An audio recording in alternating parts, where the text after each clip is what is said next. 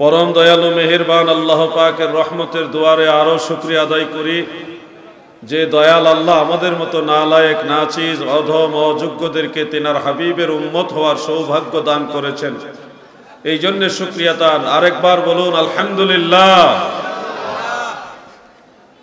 এই দরবার শরীফে দ্বিতীয়বার আসলাম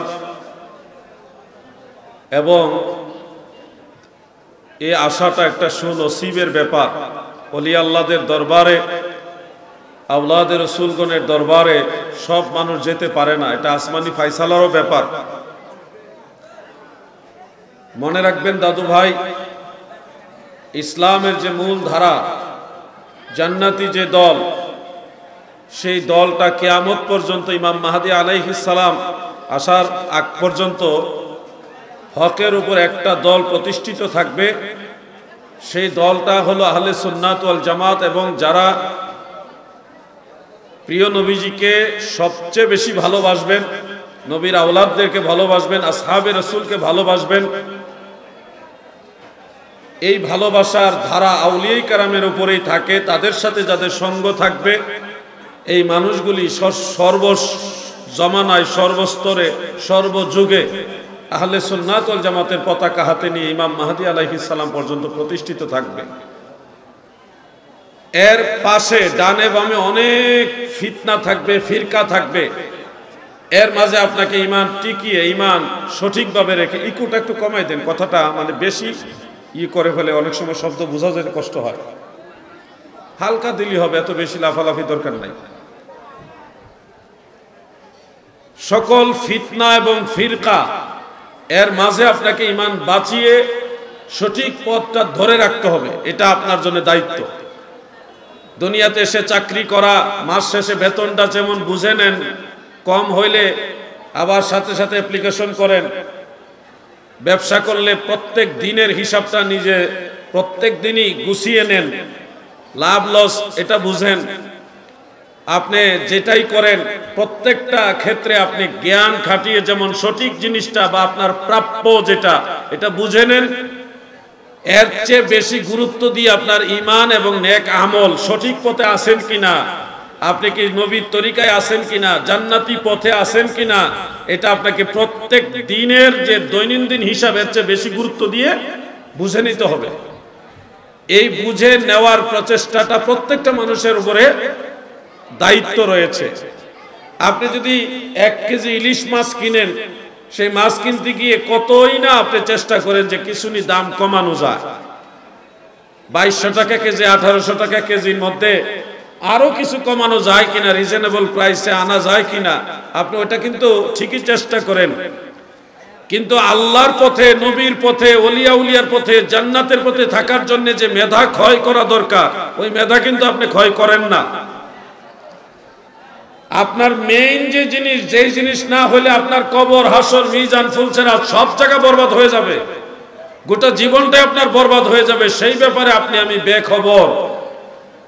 যত ঘর বাড়ি, ব্যবসা প্রতিষ্ঠান, দালাল, অট্টালিকা, মিল, ফ্যাক্টরি, আরো যা কিছু করছেন, এগুলি আপনার আখেরাতের পথে পাথেয় হতেও পারে, নাও হতে পারে। এগুলি আপনার আখেরাতের পথে কাজে লাগতেও পারে, নাও লাগতে পারে। কিন্তু আপনি মারা গেলেই যে অমূল্য নিয়ামত ঈমান এবং নেক আমল, এই দুইটা জিনিসের সবচেয়ে বেশি দরকার হবে। সেই দুইটা জিনিসের ব্যাপারে আপনি আমি বেখবর। এই বেখবর হওয়া থেকে আপনাকে খবরে আসতে হবে, আপনাকে লাইনে আসতে হবে, আখেরাতের কথা মনে করতে হবে। এই দিন দিন না, আরো দিন আছে, এই দিনে টেনে নিবে সেই দিনের কাছে। গর তো সাহে অসলে হো কায়ে বেখবর, গর তো সাহে অসলে হো কায়ে বেখবর, কামেলো কা খাকে পাহে সর্বসর। হে দুনিয়ার বেখবর মানুষেরা গো, দুনিয়ার প্রেমে যারা বিভোর হয়ে গেছো, আল্লাহ এবং আল্লাহ রসুলের ব্যাপারে যারা বেখবর হয়ে গেছো, আখিরাতের ব্যাপারে যারা বেখবর হয়ে গেছো, তোমাদেরকে বলি কামেল পীরের কদমের ধুলি হয়ে যাও, আল্লাহর ওলির সোহবতে গিয়ে বসে যাও, তার নসিহত গুলি গ্রহণ করো, হৃদয় পথ প্রদর্শন করবে। যিনি মুর্শিদে কামেল হন তিনিই আপনাকে আল্লাহর সেই নিয়ামত প্রাপ্তির জন্য সহযোগিতা করবে। এই জন্যই কবি বলেছেন, গর তো সাহে আসলে হো কাইবে খবর কামেলো কা খাকে পায়ে সর্বসর। আমার দাদু ভাইরা, আল্লাহ পাকের অশেষ দয়ায় মদিনাওয়ালার ওসিলায় আসহাবে কাহাফের গুহা দেখার সৌভাগ্য আমার হয়েছে। আমি সেই গুহার ভিতরে ঢুকেছি, 7 জন আউলিয়ার মাজার জিয়ারত করেছি। সেখানে একটা কুকুরেরও সমাধি আছে। সেই কুকুরের কথা পবিত্র কোরআনে আমার আল্লাহ নিজে উল্লেখ করেছেন। কুকুরের নামও আছে, নাম হলো কিতমির। এই কুকুর আল্লাহর ওলিদের সোহবতে ছিল, আল্লাহর ওলিদের সাথে সাথে হাঁটতো। এই জন্য আমার দয়াল নবীজি সাহাবাই কারাম বলেছেন, এই দুনিয়ার 10টা প্রাণী জান্নাতে যাবে, আমার আল্লাহ 10টা প্রাণীকে জান্নাতে দিয়ে দিবে। এর মধ্যে একটা প্রাণী হলো সেই আসহাবে কাহাফের কুকুর। অর্থাৎ আল্লাহর ওলিদের সঙ্গে থাকার কারণে ওই কুকুর জান্নাতি হয়ে গেছে। এখান থেকে মহান আল্লাহ আমাদেরকে মেসেজ দিতেছেন, তোমরাও আমার ওলিদের সোহবতে থাকো, তাদের সঙ্গ নাও। হাসর ময়দানে আমি আল্লাহ তাদের উসিলায় তোমাদেরকেও মাফ করে জান্নাতে দিয়ে দিব। কোরআন বুঝার জন্য চেষ্টা করতে হবে। কিছু মানুষ কোরআনের দোহাই দিয়ে আপনাকে বিভ্রান্ত করবে। ইউদিল্লু বিহি কাসীরা ওয়া ইয়াহদি বিহি কাসীরা। কোরআন দিয়ে বহু মানুষকে গুমরা করবে মানুষ, এবং কোরআন দিয়ে বহু মানুষ হেদায়েতের পথ পাবে। কোরআনের মাঝে আপনাকে এমন এমন তথ্য দিবে যে তথ্যগুলি শুনলে আপনার মাথা হ্যাং হয়ে যাবে। যেমন একটা কথা আমি আপনাদের বলি, কোরআনুল কারীমের বেশ অনেক জায়গায় আয়াতটা বিভিন্ন শব্দে আছে যে লাইসা লাহুম মিন দুনিল্লাহি ওয়ালিয়্যুন ওয়ালা নাসির, বা মিন দুনিহি ওয়ালি মিন ওয়ালিয়্যিন ওয়ালা নাসির। এই ধরনের বিভিন্ন আয়াত আছে যে তাদের জন্য আল্লাহ তাআলা ব্যতীত আর কোনো ওলি থাকবে না, কোনো সাহায্যকারী থাকবে না। কোন কোন আয়াতে ওয়ালা শাফি', সুপারিশকারী থাকবে না, এই কথাটাও আছে। বিভিন্ন আয়াত, অনেকগুলো আয়াত এই ব্যাপারে, যে তাদের জন্য কোনো ওলি নাই, সুপারিশকারী নাই, কোনো সাহায্যকারীও নাই। তো এই আয়াতে কারিমা আপনাদের সামনে তুলে ধরে একটা মেসেজ দেওয়ার চেষ্টা করবে এক শ্রেণীর মানুষ, যে আল্লাহর কোরআন বলতেছে কোনো ওলি থাকবে না, কোনো সুপারিশকারীও থাকবে না, এমনকি কোনো সাহায্যকারীও থাকবে না। এই আয়াত দিয়ে বলবে কোনো ওলি লাগবে না, কোনো সুপারিশকারী আপনাকে বাঁচাতে পারবে না, এই ধরনের ভয় দেখাবে। কিন্তু এখানে আপনারা একটা জিনিস খেয়াল করেন, আল্লাহ তাআলা বলেছেন লাইসা লাহুম অথবা লাইসা লাহা, বিভিন্ন আয়াতে বিভিন্ন শব্দ এসেছে। তো লাইসা লাহুম আও লাইসা লাহা, তাদের জন্য থাকবে না। প্রশ্ন হলেই তারা কারা? আল্লাহ বলেছেন যাদের জন্য ওলি থাকবে না, সুপারিশকারী থাকবে না, সাহায্যকারীও থাকবে না। আল্লাহ তো বলেছে তাদের জন্য থাকবে না, কিন্তু এই তারা কারা আমাদের সেটা তো জানা উচিত। এটা কি সব মানুষ, নাকি সব মুমিন মুসলমান এটার ভিতরে আছে, নাকি কাফের মুশরিকরা? ক্লিয়ারলি জানতে হবে আপনাকে। মহান আল্লাহ তাআলা যাদের শাফাআতকারী থাকবে না বলেছেন, যাদের কোনো ওলি থাকবে না বলেছেন, যাদের কোনো সাহায্যকারী থাকবে না বলেছেন, তাফসীরের যে কোনো কিতাব খুললে আপনি পাবেন তারা হলো কাফের এবং মুশরিক। যারা কাফের মুশরিক তাদের কোনো ওলি নাই, সুপারিশকারী নাই, সাহায্যকারী নাই, কিন্তু ইমানদারের ওলি আছে, ইমানদারের সুপারিশকারী আছে, ইমানদারের জন্য সাহায্যকারীও আছে। ঠিক কিনা বলে? কোন আয়াত কাফের মুশরিকের আয়াত আর কোন আয়াত ইমানদার মুমিনের আয়াত, এটা আপনাকে পার্থক্য করতে হবে। না হয় কোরআনের আয়াত দেখাই আপনাকে ভয় দেখাই দিবে। আমি যে বললাম মুমিনের ওলি আছে, মুমিনের সাহায্যকারী আছে, মুমিনের সুপারিশকারী আছে, এটাও কোরআনে আল্লাহ তাআলা বহু জায়গায় উল্লেখ করেছেন। যেমন একটা আয়াত, ইন্নামা ওয়ালিয়ুকুমুল্লাহু ওয়া রাসূলুহু ওয়াল্লাযীনা আমানু ইলা আখিরিল আয়াত। ইন্নামা ওয়ালিয়ুকুমুল্লাহ, তোমাদের ওলি হলো আল্লাহ, ওয়া রাসূলুহু, এবং আল্লাহ রাসূল হলো তোমাদের ওলি, ওয়াল্লাযীনা আমানু, এবং যারা মুমিন বান্দা তারাও তোমাদের ওলি। তাহলে মুমিন বান্দা যারা আমরা মুসলমান ইমানদার, আমাদের প্রথমত ওলি হলো আল্লাহ, দ্বিতীয়ত আমার দয়াল নবীজি আমাদের ওলি, তৃতীয়ত মুমিন বান্দারাও আমাদের ওলি। সুবহানাল্লাহ বলে। এখন এক আয়াত আপনাকে পরে বলল কোনো ওলি থাকবে না, কোনো সুপারিশকারী থাকবে না। প্রিয় ভাই আমার, চট্টগ্রামে এক মাহফিলে আমাকে প্রশ্ন করেছিল, আনোয়ারা থানায় সম্ভবত না বন্দর থানায়, যে হাসরের ময়দানে পীর মাশায়েখ আউলিয়ায়ে কেরাম আমাদেরকে সুপারিশ করতে পারবে কিনা বা তাদের এই ক্ষমতা আছে কিনা, এটা কোরআন হাদিসের আলোকে জানতে চাই।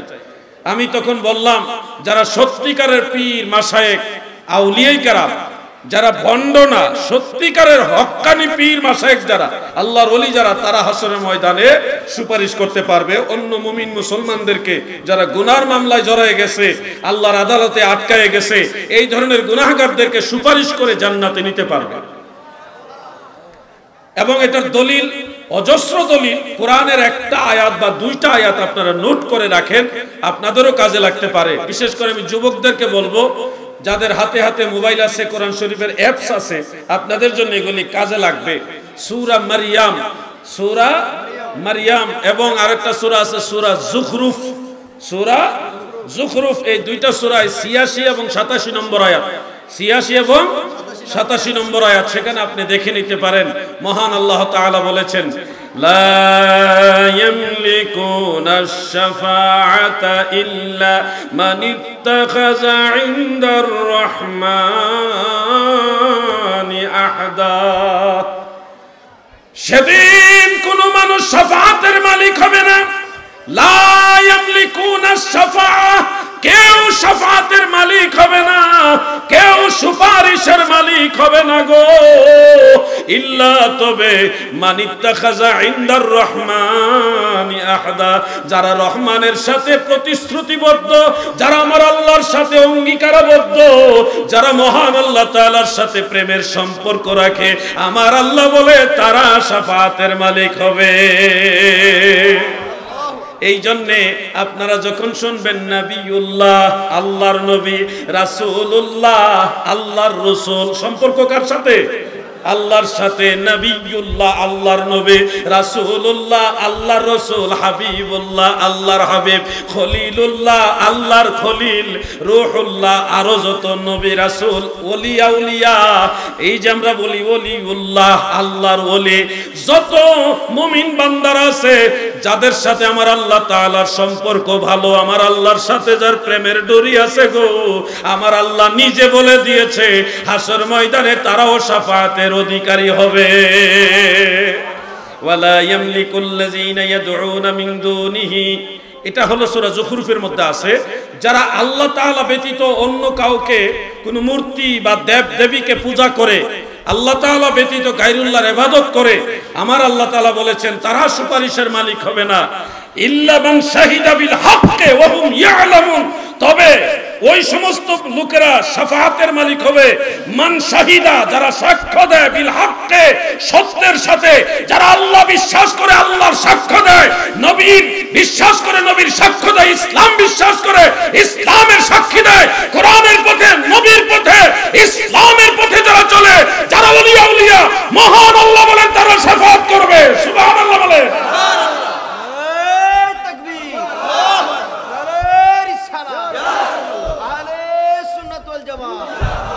আপনি ওয়াহাবি মৌলভী সাহেব, পীর সাহেবের কাছে গেলে বলবে, ওয়াহাবি পীর সাহেবের কাছে গেলে বলবে যে আমি নিজে জান্নাতে যাব কিনা গ্যারান্টি নাই, তোমরা জান্নাত খুঁজে নিও, ঠিকমতো আমল করো। আর আপনি যদি সত্যিকারে আল্লাহর ওলির কাছে যান, যাদের সাথে মদিনাওয়ালা সম্পর্ক ভালো, তাদের কাছে গেলে বলবে বাবা আমি যে তরিকা আপনাদের দিলাম এটা মদিনাওয়ালার তরিকা, তোমরা এই তরিকা ঠিকমতো ধরো, হাসর ময়দানে নিশ্চিত আমার দয়াল নবী তোমাদেরকে ধরায় নিব। মানে আপনাকে ভয় দেখাবে না, জান্নাতে যেতে পারবে না, আশা আপনাদের দিবে।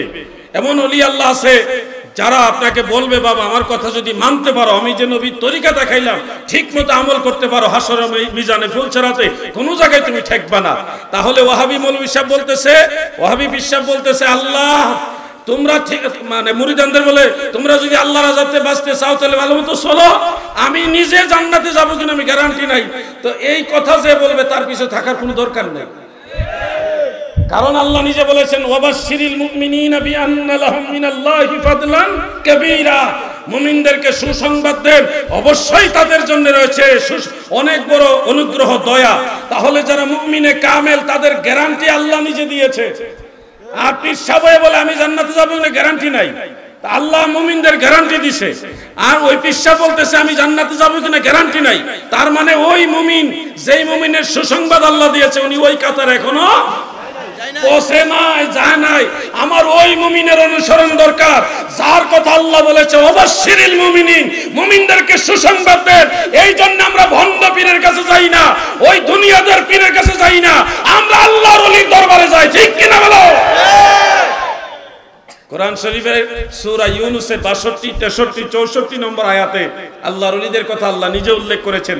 আলা ইন্না আউলিয়া আল্লাহি লা খাউফুন আলাইহিম ওয়ালা হুম ইয়াহজানুন। সাবধান, নিশ্চয় আল্লাহর ওলিগণের ভয় নাই এবং তারা চিন্তিত হবে না। শুরুতেই আল্লাহ বলতেছে সাবধান, তার মানে কথাটা খুব গুরুত্বপূর্ণ। শুরুতেই বলতেছে কি? সাবধান। কথার শুরুতেই কয় সাবধান, তার মানে কথাটা সেনসিটিভ কথা, খুব গুরুত্ব দিয়ে শুনতে হবে, নাহলে কিন্তু বিপদ আছে কপালে। আল্লাহ তাআলা নিজে বলতেছে সাবধান, নিশ্চয়ই আমি আল্লাহর ওলি যারা তাদের ভয় নাই, চিন্তাও নাই, ভয়ও নাই, চিন্তাও নাই। আন্তর্জাতিক ক্ষতি সম্পন্ন বক্তা বলতেছে হাসরের ময়দানে কোন ওলি আউলিয়া তারা নিজেরাই নিজেদেরকে জান্নাতে নিতে পারবে না, নিজেদেরই কোনো খবর থাকবে না, তাদের নিজেদেরই কোনো মানে রক্ষা থাকবে না। উনার ওয়াজ হলো হাসরের ময়দানে ওলি আল্লাহদের উপায় নাই, আর আল্লাহ বলে আমার ওলিদের কোনো ভয় নাই, চিন্তা নাই। কথার বেশ কম কত। যারা ভণ্ড তাদের বিষয়টা আলাদা, ভণ্ড তো ভণ্ডই, ভণ্ডের কোনো পরিচয় ভালো পরিচয় নাই, তার পরিচয় সে ভণ্ড। কিন্তু সত্যিকারের পীর মাশায়েখ যারা, হক্কানি পীর মাশায়েখ ওলিউল্লাহ যারা, তাদের গ্যারান্টি আল্লাহ দিয়েছে লাহুমুল বুশরা ফিল হায়াতিদ দুনিয়া ওয়া ফিল আখিরা, দুনিয়া এবং আখিরাতে আল্লাহর ওলিদের জন্য সুসংবাদ। সুবহানাল্লাহ। আর আমাদের ওয়াজ করে হাসরের ময়দানে পীর সাহেব জান্নাতে যাবে কিনা গ্যারান্টি নাই। আর যেই পীর গ্যারান্টি দিতে পারবে না, এটা 2 নম্বর পীর, ভেজাল পীর। ঠিক কিনা বলো? যে সঠিক পীর সে গ্যারান্টি দিবে এই রাস্তা 100% সঠিক রাস্তা। যে নিজেই জানে না তার রাস্তাটা সঠিক কিনা, আবার বলে আমি জান্নাতে যাবো কিনা গ্যারান্টি নাই, সে তো নিজেই শিওর নাই যে রাস্তা আছে যেভাবে চলতেছে, পীর সাহেব শিওর না জান্নাতে যাবে কিনা। তাই তার সাথে যারা আছে তাদের তো কোনো গ্যারান্টি নাই, কিন্তু আমরা গ্যারান্টি দেই। আমরা আহলে সুন্নাত ওয়াল জামাতে আছি, আমাদের এই তরিকা, এই আকীদা, এই সব একবারে পিওর, নির্ভেজাল, সঠিক। কি বলেন আপনারা? এজন্য আমাদের ভেজাল না। আমাদের আমলে দুর্বলতা থাকলেও আমরা যেদিকে যাচ্ছি এটাই আল্লাহর পথ, এটাই দয়াল নবীর পথ, এটাই জান্নাতের পথ, এটাই হক পথ। ঠিক কিনা বলো? আমাদের ভেজাল না, আমরা নির্ভেজাল পথে আছি। তরাইবার জন্য দয়াল নবীজি আছে, সাহাবায়ে কেরাম আছে, আহলে বাইত রাসূল আছে, আউলিয়ায়ে কেরাম আছে। শুনুন একটা হাদিস শরীফ। একজন হাজী সাহেব যিনি হজ করে আসছে, যার হজ আল্লাহ কবুল করেছে, এমন একজন হাজী সাহেবকে আল্লাহ তাআলা যখন ক্ষমা করবেন এবং বলবে তুমি জান্নাতে যাও, তো তিনি জান্নাতে যাওয়ার সময় আল্লাহ তাআলা আবার বলবে তুমি একা যাও না, তোমার সাথে যারা হজ করেছে, তুমি যাদের সাথে নামাজ আদায় করেছো, তোমার সাথে যারা চলাফেরা করেছে কিন্তু গুনার মামলা আটকে গেছে, এমন 40 জনকে সুপারিশ করে তোমার সাথে জান্নাতে নিয়ে যাও। প্রত্যেক হাজী সাহেবকে আল্লাহ তাআলা এভাবে অনুমতি দিবে। মুসনাদু বাজ্জারের মধ্যে হাদিসটা উল্লেখ, বেশ কয়েকটা সূত্রে হাদিসটা বর্ণিত রয়েছে। তার মানে আল্লাহ তাআলা হাজী সাহেবদেরকে সম্মান দিবে। মুয়াজ্জিন সাহেব মসজিদে আজান দিবেন, ওই যে ফজর আজান, জোহর, আসর, মাগরিব, এশা আজান দিবেন, আল্লাহ তাআলা মুয়াজ্জিনকে বলবে এই মুয়াজ্জিন তুমি একা জান্নাতে যাবে না, তোমার সাথে যার সম্পর্ক ভালো এরকম কিছু লোক তোমার সাথে জান্নাতে নিয়ে যাও।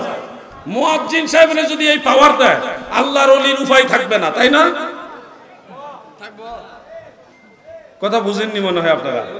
মসজিদের মুয়াজ্জিনকে আল্লাহ তাআলা বলবে একলা যাইস না, আরো কিছু গুনাহগার বান্দা আছে এদেরকে শাফাআত কর, সুপারিশ কইরা জান্নাতে লইয়া যা। মসজিদের সম্মানিত মুয়াজ্জিন সাহেবের যদি এই সম্মান আমার আল্লাহ দেয়, আল্লাহর ওলিদের সম্মান এর চেয়ে কম না বেশি? হেরা ওয়াজ করে কয় হাসরের ময়দানে পীর সাহেব জান্নাতে যাবে কিনা গ্যারান্টি নাই। আর ওয়াহাবি পীর সাহেবের ব্যাপারে এটা ঠিক আছে। যারা আহলে সুন্নাত ওয়াল জামাতের পীর, যারা সত্যিকারের পীর ওলি, তাদের গ্যারান্টি আছে, কারণ তাদের লাইন নবীর লাইন, তাদের পথ নবীর পথ, তাদের যে দীক্ষা এটা সমস্ত ওলি আল্লাহদের দীক্ষা, এই লাইনে ভেজাল নাই। ঠিক কিনা বলো? তুমি ভেজাল দেখে মনে করতেছ আমারটা চলতো না। আল্লাহর ওলিরা ভেজাল পথে চলে না। ভেজাল পথে যারা আছে তারাই ভয় পায়, আরে আমারটা কিনবো কিনা, চলবো কিনা। আজ পর্যন্ত কোন জায়গায় কোন সুন্নি আলেম বা সুন্নি পীর মাশায়েখরা অন্য মতাদর্শের মাহফিল বন্ধ করার জন্য থানায় গিয়ে আন্দোলন করছে? কেউ বলতে পারবেন যে সুন্নি পীর সাহেব, সুন্নি দরবারের আলেমরা গিয়া একজন বাতিলপন্থী বা অন্য পন্থীদের মাহফিল বন্ধ করে দেওয়ার জন্য গিয়া এই ষড়যন্ত্র করছে, ডিসির কাছে অ্যাপ্লিকেশন দিছে, ইউনুর কাছে অ্যাপ্লিকেশন দিছে, আন্দোলন করছে? এই ধরনের কোনো ঘটনা সুন্নিরা করছে? সুন্নিরা কখনো এগুলি করে না। কিন্তু আপনি দেখেন সুন্নি জামাতের বিরোধী যারা আছে তারা কিন্তু সুন্নিদের মাহফিল বন্ধ করার জন্য বহু কিছু করে। তো আমরা করি না, তারা করে কেন? বাজারে যখন একটা 2 নম্বর মাল আসে, ওই 2 নম্বর মাল যেই দোকানে থাকে এই দোকানদার চিন্তা করে এই বাজারে যদি 1 নম্বর মাল আসে তাহলে তো আর আমার 2 নম্বরটা চলবে না। আর 1 নম্বর মাল হলো টেনশন নাই, এটা বেচলে আজকে বেচলো বেচবো, কালকে বেচলো বেচবো, মালে ভেজাল নাই। যার ভেজাল হে চিন্তা করবে এই বাজারে যেন 1 নম্বর মালের দোকানদার না, সেই জন্য তার টেনশন, এই মাহফিল বন্ধ করো, এটা বন্ধ করে দিতে হবে, এই হইল কথা। আর সুন্নিরা চিন্তা করে হেতাতে হেতে কোক না, যেটা ভুল আছে এটা আমরা কুরআন হাদিস দিয়ে ধরাই দেব। আমরা কিন্তু জবাব দেই, দলিলের জবাব দলিল দিয়ে দেই, মিথ্যার জবাব সত্য দিয়ে দেই, বিভ্রান্তির জবাব আল্লাহ রাসূলের যে সঠিক তরিকা ওটার মাধ্যমে আমরা দেই। আমরা কি আক্রমণ করি না? এটার নাম হলো আহলে সুন্নাত ওয়াল জামাত, এটা নবীর তরিকা, ইমাম হুসাইনের তরিকা, এটা জান্নাতের তরিকা। কোন বিভ্রান্তি ফিতনা আহলে সুন্নাত ওয়াল জামাতে নাই। প্রিয় ভাইয়েরা আমার, এটা লিয়া দে গডর গডর না করে একটা ছোট্ট টেবিল ফ্যান দালালি তো হইতাছে, কি একটা কষ্ট করতেছে পিছনে দাঁড়ায় দাঁড়ায়, কোন দেখি একটা ছোট একটা ফ্যান দিলাইলে কিন্তু আর এই গডর গডর করন লাগতেছে না। একটু দরুদ শরীফ পড়েন, আল্লাহুম্মা সাল্লি। এই যে কত কষ্ট করে যে বাতা দিতেছে, এটা তো আমি আপনার কাছে ঋণী হয়ে যেতেছি। ওয়া আলা আলি সাইয়্যিদিনা।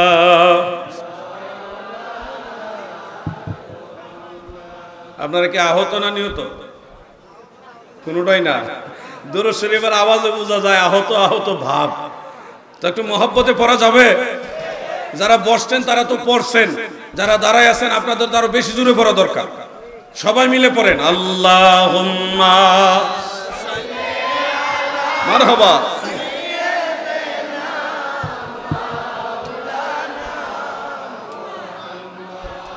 ওয়া আলা আলি সাইয়্যিদিনা।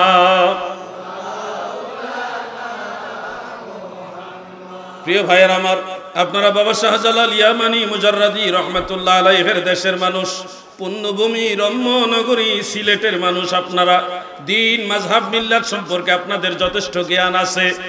আমি আপনাদের এলাকার মেহমান হিসেবে শুধু 2-1টা পয়েন্টে কথা বলতে চাই। সত্যিকারের ওলি আল্লাহদের সোহবত লাগবে, তাদের দেখানো পথে আপনাদের চলতে হবে। হঠাৎ করে কেউ এসে যদি বলে বাপ দাদা ভুল করছে, আমাদেরটা সহি পথ, এই কথা যে বলবে সে নিজেই কিয়ামতের আলামত। কেন? তিরমিজি শরীফের মধ্যে উল্লেখ, পরবর্তী উম্মতেরা পূর্ববর্তী উম্মতদেরকে মূর্খ বলবে, শেষ জামানার উম্মতেরা আগের জামানার উম্মতদেরকে মূর্খ বলবে, এটা কিয়ামতের আলামত। অতএব এই হাদিস অনুযায়ী যে বলবে বাপ দাদা পূর্বপুরুষরা ভুল করে গেছে, এ সহি এ সঠিক ধরে নিবেন, সে নিজেই কিয়ামতের আলামত। ইসলাম কখনোই বিভ্রান্তির, একেবারে শতভাগ বিভ্রান্তির মধ্যে ছিল না। আজকে একজনের বক্তব্য শুনছি অনলাইনে, তিনি বলছে মাযহাব 4টি ছিল না, মাযহাব হলো 2টি, একটা হলো আহলুল হাদিস আর একটা হলো আহলুর রায়। আহলুর রায় এক মাযহাব আর আহলুল হাদিস বলে আরেক মাযহাব। তো আহলুল হাদিস যদি মাযহাব হয়, এরা কেন এখন মাযহাব বিরোধী? তারা বলুক আমাদের তো মাযহাব। নিজেদেরকে বলছেন যে আমরা কোনো মাযহাব মানি না, তাহলে আহলুল হাদিস যদি মাযহাব হয় তাহলে আপনারাও তো মাযহাবী, আপনারা তো লা মাযহাবীর হচ্ছেন না, আপনারাও তো মাযহাবী হয়ে গেলেন, তাহলে এতদিন মাযহাবের বিরোধিতা কেন করলেন? আমাদের বক্তব্য হলো আহলুল হাদিস এবং আহলুল রায় এগুলি মাযহাব না। যারা হাদিস শাস্ত্রের মহাপণ্ডিত ছিলেন, মুহাদ্দিস ছিলেন, হাদিসের জমাকারী ছিলেন, জামে ছিলেন, মুসান্নিফ ছিলেন, হাদিসের খেদমতে যাদের সবচেয়ে বেশি অবদান ছিল তাদেরকে বলা হতো আহলুল হাদিস। তিরমিজি সহ অন্যান্য কিতাবের মধ্যে উল্লেখ। আর আহলুর রায় বলা হয় ওই সমস্ত ফকি এবং মুজতাহিদদেরকে যারা কোরআন হাদিস থেকে গবেষণা করে নিজেরাই রায় দিতে পারতেন, মাসআলা দিতে পারতেন, কোরআন হাদিস অনুযায়ী মানুষকে সঠিক পথে সরাসরি একটা মাসআলা সমাধান দিতে পারতেন, ওই ধরনের ফকি এবং মুজতাহিদ যারা, তাদেরকে বলা হয় আহলুর রায়। সেটা হানাফি মাযহাবে হতে পারে, শাফি হতে পারে, হাম্বলি হতে পারে, মালিকি মাযহাব হতে পারে। চারো মাযহাবের অথবা মাযহাবের ভিতরে যারা ফকি মুজতাহিদ, যারা রায় দেওয়ার মতো কোরআন হাদিসের গবেষণা করে রায় ফায়সালা দেওয়ার মতো, মাসআলা দেওয়ার মতো যোগ্যতা অর্জন করেছে, তাদেরকে বলা হয় আহলুর রায়। এটা আলাদা কোনো মাযহাব না, এটা চারো মাযহাবের সব মুজতাহিদদেরকে বলা হয় আহলুর রায়। মানে রায় দেওয়ার মতো, ফায়সালা দেওয়ার মতো, মাসআলা দেওয়ার মতো যোগ্যতা সম্পন্ন ফকি মুজতাহিদ, ইনাকে বলা হয় আহলুর রায়। আর যারা হাদিসের খেদমত করেছেন, হাদিসের জমা করেছেন, সংকলন করেছেন, হাদিসের সনদের খেদমত করেছেন, হাদিসের যে আসমাউর রিজালের খেদমত করেছেন, হাদিস শাস্ত্রের খেদমত করেছেন, ওনাদেরকে বলা হয় আহলুল হাদিস। এই আহলুল হাদিস আর ওই আহলুল হাদিস এক না। বর্তমানে যারা আহলে হাদিস, এরা কোনো মাযহাবে না, এরা ওই আহলে হাদিস যারা যে আকীদা ছিল ওই আকীদার মধ্যেও না। এটা নতুন নতুন, এটাও না, এটা আলাদা, এটা নতুন। ওইটার সাথে এটার কোনো সম্পর্ক। এই মূর্খের দলেরা জানে না আহলুর রায় কাকে বলে, আহলুল হাদিস কাকে বলে, না জেনে বলতেছে হানাফি, শাফি, হাম্বলি, মালিকি। এই চার মাযহাব হওয়ার আগে দুই মাযহাব ছিল, একটা হলো আহলুল হাদিস আর একটা আহলুর রায়। কত বড় জাহালত, কত বড় মূর্খতা! আহলুর রায় কাকে বলে এটা পর্যন্ত জানে না। প্রিয় ভাই আমার, দিলের কান লাগায় শুনবেন, মাযহাবে চার মাযহাব যারা মানবে না তারা আহলে সুন্নাত ওয়াল জামাত হতে পারে। যুবক ভাইদেরকে আমি বলছি, আপনারা কি বুখারী শরীফ মানেন? মানেন না নাকি? সবাই বলেন না বুখারী শরীফ মানেন? যারা সহিহ বুখারী বলেন, সহিহুল বুখারী রেফারেন্স দেন, কিন্তু মাযহাব মানেন না। আপনারা বুখারী শরীফই তো মানেন না, কারণ বুখারী শরীফে যত হাদিস আছে অধিকাংশ রাবী মাযহাব মানে। বুখারী শরীফের যত হাদিস আছে, এই হাদিস শরীফগুলি যারা বর্ণনা করেছেন, রাবী বর্ণনাকারী, ওনারা অধিকাংশ রাবী হলো মাযহাব মানে। এখন আপনি বলছেন আমি মাযহাব মানি না, বুখারী শরীফ মানি, তাহলে বুখারী শরীফে যত হাদিস আছে সব হাদিসই তো মাযহাব যারা মানে তারা বর্ণনা করছে। তাহলে আপনি কারে মানলেন আর কারে বাদ দিলেন? কথা বুঝতেছেন না আপনারা, না বুঝেন নাই? যারা বলছেন মাযহাব মানি না, বুখারী শরীফ মানি, সহিহ হাদিস মানি, বুখারী শরীফ মানি, তা আপনি তো বুখারী শরীফ মানলেন কেমনে? বুখারী শরীফে যত হাদিস আছে প্রত্যেকটা হাদিসে কোনো না কোনো রাবী আছে মাযহাবপন্থী, হয় হানাফি নালে শাফি নালে হাম্বলি নালে মালিকি, কোনো না কোনো মাযহাবের অনুসারী তারা। এখন আপনি মাযহাব মানেন না, আবার বুখারী শরীফ মানেন, তো বুখারী শরীফ মানলেন কেমনে? বুখারী শরীফ বলে তো মাযহাব ওলারাই বর্ণনা করে গেছে। কি একটা ফিতনা ছড়াইছে, বাপ দাদা ভুল করে গেছে। বাপ দাদা ভুল করছে তোমার জন্ম দিয়া। এটা কথাটা একটু শক্ত হইল, এটাই ঠিক। তুমি যে তোমার বাপ দাদারে জাহান্নামে পাঠাইবা, এটা তো তোমার বাপ দাদা জানতো না। তুমি তোমার বাপের ঘরে জন্ম হইছো, তোমার বাপ তোমার দাদার ঘরে জন্ম হইছে, তুমি তোমার বাপ দাদারে কইতেছো ভুল পথে আসছিল, বাপ দাদা জাহান্নামে যাইবো। তোমার বাপ দাদাই তো জানতো না, তুমি যাইয়া তারা জাহান্নামে পাঠাইবা। শুনে আমি একটা তুলনা দেই। আমাদের বাপ দাদা পূর্বপুরুষ মুসলমান যারা ছিল, তারা কোন ছোট ছোট কোনো আলেমরা অনুসরণ করে নাই। যারা ওনারা যাদেরকে অনুসরণ করছে তারা ওই যুগের বড় বড় আলেম। কথা ঠিক আছে নি ভাই? আর তুমি যারা অনুসরণ করতেছো, যেমন নাম বলবো না, অমুক শায়েখ, হে বাংলায় দেখে দেখে পড়তে পারে না ঠিক মতো, আর যদি আরবি দেয় তাহলে তো তার অবস্থা কি হয়ে যাবে। আবার কিছু আছে আরবি পড়তে পারে, কিন্তু এক জায়গার দলিল আরেক জায়গা নিয়ে লাগায়। মানে আল্লাহ বলছে কাফেরদের সম্পর্কে, হ্যাঁ নিয়ে লাগাইছে ইমানদারের সম্পর্কে। মানে চাচার কবর এক জায়গায়, চাচি কান্দে আরেক জায়গা, দলিল এখানেরটা ওইখানে, ওইখানেরটা এইখানে। যেমন বুঝাইবার জন্য বলছি, মাজার ভেঙে দাও, কবর ভেঙে সমান করে দাও। সহিহ হাদিস আছে, মুসলিম শরীফের মধ্যে উল্লেখ, হযরত আলী রাদিয়াল্লাহু আনহুকে আল্লাহ রাসূল আদেশ দিয়েছিল, শেরে খোদা মাওলা আলী রাদিয়াল্লাহু আনহু একজন তাবিকে বললেন, উঁচু কবর পেলে ভেঙে সমান করে দিবে। দলিল পাইছে, এই মাজার ভেঙে দাও, দলিল পাইছে। দলিল পাইছে, আল্লাহ রসুল সাল্লাল্লাহু আলাইহি সাল্লাম বলছে উঁচা কবর বলে ভেঙ্গে সমান করে দাও। শেরে খোদা মাওলা আলী রাদিয়াল্লাহু আনহু তিনিও বলছে আমার নবীজি যে আদেশ দিয়ে আমাকে পাঠাইছে, তোমাকে সে আদেশ দিচ্ছি উঁচু কবর পেলে ভেঙ্গে সমান করে দিবে। দলিল পায়ে গেছে কবর ভাঙ্গো, মাজার ভাঙ্গো, ওই বিভিন্ন মাজার ভাঙ্গার লেগে সব যুবকদেরকে খেপাই দিছে। কিন্তু তারা জানে না যেই কবর ভাঙ্গার জন্য আদেশ দিছে এগুলি কোনো মুসলমানের কবর ছিল না, এগুলি কাফের মুশরিকের কবর। কাফের মুশরিক ইহুদিদের কবর ভাঙ্গার হাদিস নিয়ে লাগাইছে আল্লাহর ওলিদের মাজার ভাঙ্গার বিরুদ্ধে।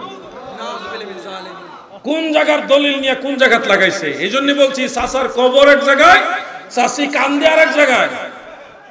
আমি যদি ভুল তথ্য দেই, এই গ্রেটার সিলেট বিভাগে কেউ যদি মনে করেন জালাউদ্দিন জিহাদি সাহেব আপনি যে বললেন এটা কাফের মুশরিকের কবর ভাঙ্গার হাদিস, আপনার কথা ঠিক না, তাহলে আমাকে আপনারা মোকাবেলা করতে পারেন অনলাইনে কিংবা অফলাইনে।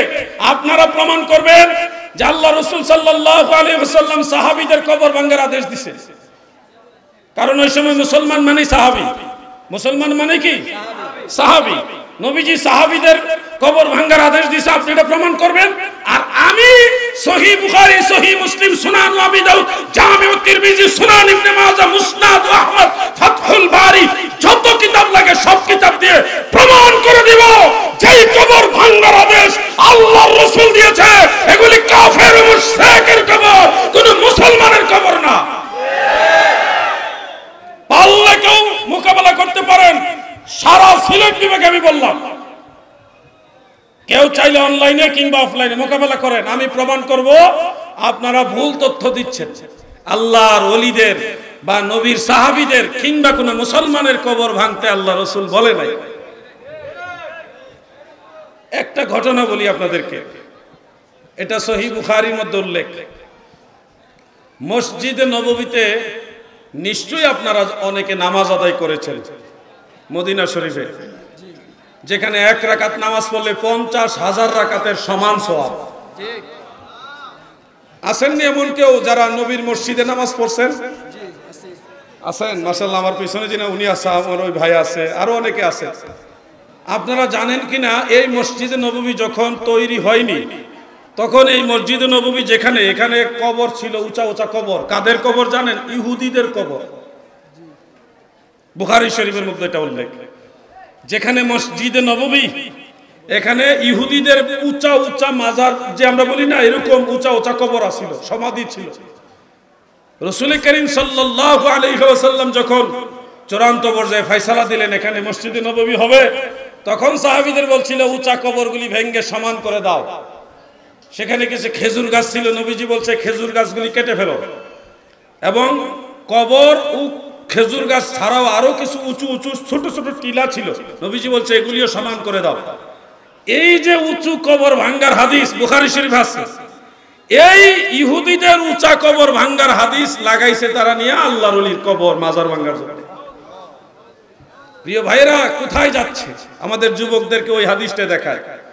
যারা মাজার ভাঙ্গার পক্ষে তাদের সবার মোবাইলে দেখবেন এই হাদিস আছে। শেরে খোদা মাওলা আলী রাদিয়াল্লাহু আনহু হাদিস। আমি এই কিছুদিন আগে ইরাকে হযরতে শেরে খোদা মাওলা আলী রাদিয়াল্লাহু আনহু মাজার জিয়ারত করে আসছি।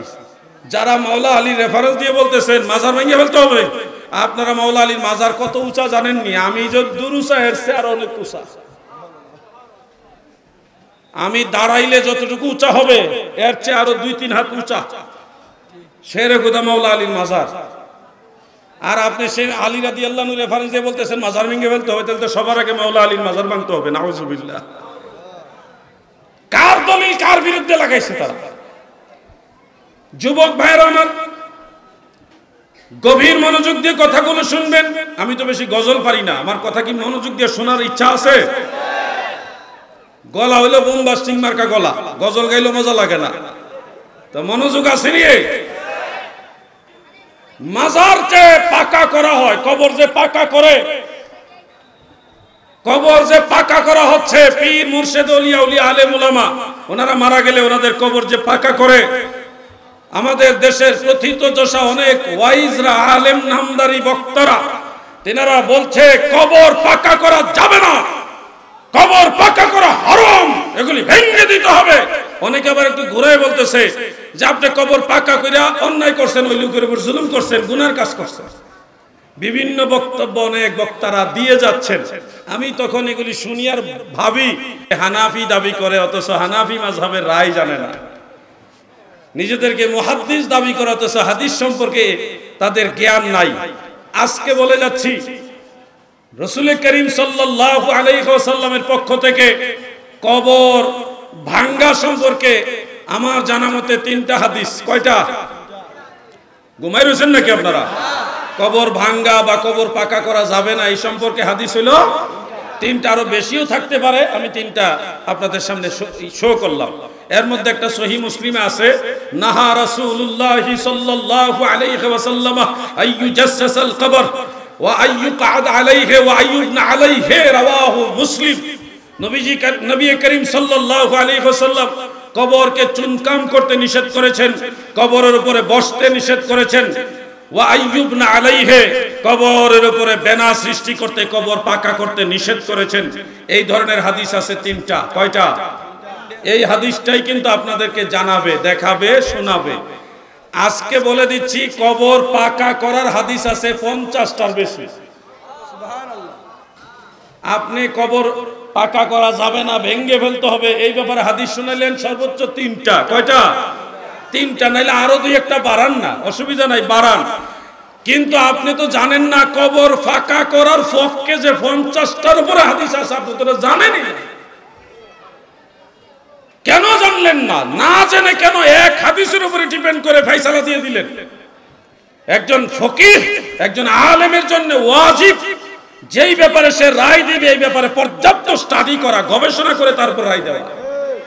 আপনি 1টা 2টা 3টা হাদিস পড়েই রায় দিয়ে দিলেন, এই ব্যাপারে অন্য কোন হাদিস আছে কিনা যাচাই করলেন না, হুট করে রায় দিলেন, ভেঙে ফেলো। তো এই যে একটা গুনার দায়ভার, এটা হাসরের ময়দানে তো সব আপনার ঘাড়ে যাবে। প্রিয় ভাই আমার, যেই সহিহ মুসলিমের মধ্যে কবর পাকা করতে নিষেধ করা হয়েছে, ওয়া আইয়ুবনা আলাইহি, কবরের উপরে বেনা সৃষ্টি করবে না, সেই সহিহ মুসলিমের মধ্যেই আরো হাদিস আছে কবর পাকা করার পক্ষে। প্রিয় ভাইয়েরা আমার, সুনান আবি দাউদ, সুনানুল কুবরা লিল বাইহাকি, সুনানু দারাকুতনি, মুসান্নাফ আব্দুর রাজ্জাক, এই ধরনের আরো অনেকগুলো হাদিস গ্রন্থের মধ্যে, সিহাসিত্তার ভিতরে এবং বাইরে বহু সংখ্যক হাদিস গ্রন্থের মধ্যে একটা হাদিস রয়েছে যেটা হানাফি মাযহাবের প্রাচীনতম কিতাব, আজ থেকে প্রায় 1000 বছর আগের কিতাব। ওটার নাম হলো বাদায়ুস সানায়ে। সেই কিতাবে মালিকুল উলামা ইমাম আলাউদ্দিন কাসানি রহমাতুল্লাহ আলাইহি এই সবগুলি হাদিসকে এক শব্দে এইভাবে এক আলফাজে উল্লেখ করেছেন।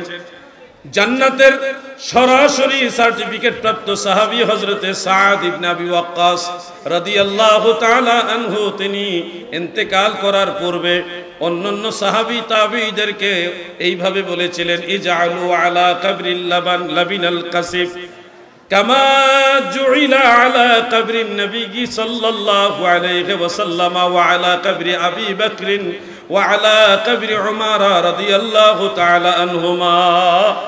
ও নবীর আদরের সাহাবীরা শুনো,